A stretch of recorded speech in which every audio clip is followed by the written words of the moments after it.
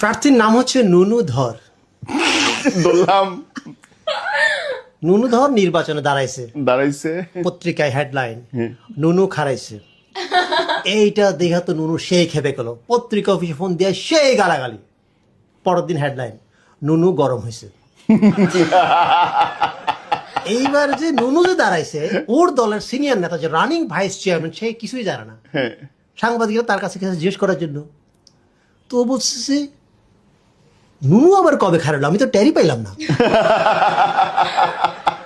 একই এলাকায় একই পদে একই দলের একজন মহিলা ভাইস চেয়ারম্যান দাঁড়াইছে, এর আবার নুনুরে দেখতেই পারে না।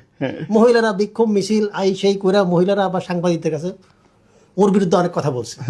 পরের দিন হেডলাইন, মহিলাদের সন্তুষ্ট করতে পারেনি নুনু।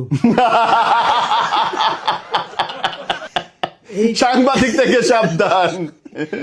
এইটা দেখে তো মহিলার কাছে খেপা। খেপা। সাংবাদিকদের দেখেন এটা কি করলেন, দলের মধ্যে গ্রুপিং লাগাই দিলেন, তার সাথে তো আমার ব্যক্তিগত কোনো রেশারেশি নাই। না, হেডলাইন চেঞ্জ করেন। কি পরের দিন হেডলাইন, নুনুতে সন্তুষ্ট মহিলা।